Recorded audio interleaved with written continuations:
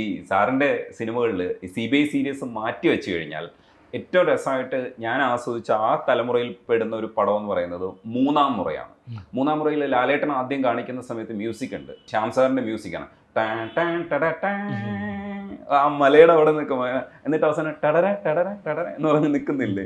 പിന്നെ ഇത് കാലക്രമത്തിൽ സാറിൻ്റെ ഒരുപക്ഷെ 20-ാം നൂറ്റാണ്ടിലാണ് തുടങ്ങി വെച്ചത്. 20-ാം നൂറ്റാണ്ടിലാണ് മറ്റേ മ്യൂസിക്കിന്റെ ടീം മ്യൂസിക് വന്നത്. ഞാൻ കേൾക്കുന്നത് ആ സിനിമയിലാണ് 20-ാം നൂറ്റാണ്ടിൽ.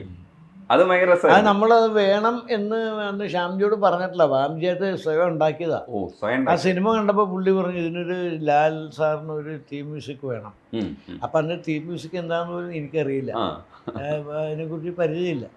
അപ്പോൾ മൂപ്പരാണ് പറഞ്ഞത് ഇങ്ങനെ ഒരു തീം മ്യൂസിക് വേണം, ആ തീം മ്യൂസിക് ഉണ്ടെങ്കിൽ മാത്രം ഈ ക്യാരക്ടറിൻ്റെ ഒരു കാരിക്കേച്ചറിന് ഒരു ഇമ്പാക്റ്റ് ഉണ്ടാവും എന്ന് പറയും. അപ്പോൾ ആ മ്യൂസിക് കേൾക്കുമ്പോൾ തന്നെ ആളെ കാണിക്കണ്ട, മനസ്സിലായില്ലേ? അങ്ങനെ അതിലാണ് ആദ്യമായിട്ട് വരുന്നത്. ഈ തിയേറ്ററിൽ സാർ ആ സിനിമ കാണുന്ന സമയത്ത് ഒരു എക്സൈറ്റ്മെന്റ് ഉണ്ടാവും. പക്ഷേ ഈ കാലഘട്ടത്തിൽ ഞങ്ങൾ കാണുമ്പോഴും ഞങ്ങൾ ആ മ്യൂസിക് കേൾക്കുമ്പോഴും നമുക്ക് ഭയങ്കര ത്രില്ലാണ്. ആ മ്യൂസിക്കുകളൊക്കെ ശ്യാം സാർ ചെയ്തിട്ടുള്ള പല മ്യൂസിക്കുകളും ഭയങ്കര പോപ്പുലറാണ്. ഇപ്പോഴും നമ്മളിത് കാണുമ്പോൾ നമുക്കൊരു രോമാഞ്ചമൊക്കെ വരും എന്ന് വെച്ചാൽ അത് ഭയങ്കര രസമാണ്. അപ്പോൾ ടാറ്റ ടേ എന്ന് കേൾക്കുമ്പോഴേ സാർ ഇപ്പോൾ ആ മ്യൂസിക് കേൾക്കുമ്പോൾ ഒരു കാലം കഴിഞ്ഞു, പക്ഷെ എങ്കിലും അത് കേൾക്കുമ്പോൾ ഇപ്പോഴെന്താണ് മനസ്സിൽ തോന്നുക? അല്ല, തീർച്ചയായും. കാരണം അത് നമ്മൾ ഒരുപാട് എൻജോയ് ചെയ്ത ആൾക്കാരാണ്. അപ്പോൾ എൻജോയ് ചെയ്തൊരു സാധനം മനസ്സിൻ്റെ ഉള്ളിൽ നിന്ന് അങ്ങനെ പെട്ടെന്ന് മാഞ്ഞു പോയില്ലല്ലോ. നമുക്കിപ്പോൾ കേൾക്കുമ്പോൾ അതെ ഒരുപാട് പ്രാവശ്യം നമ്മൾ കേട്ടിട്ടുണ്ടെങ്കിലും പിന്നെയും പിന്നെയും കേൾക്കുന്നത് നമുക്കൊരു ആസ്വാദനം കൂടുതലായിരുന്നു.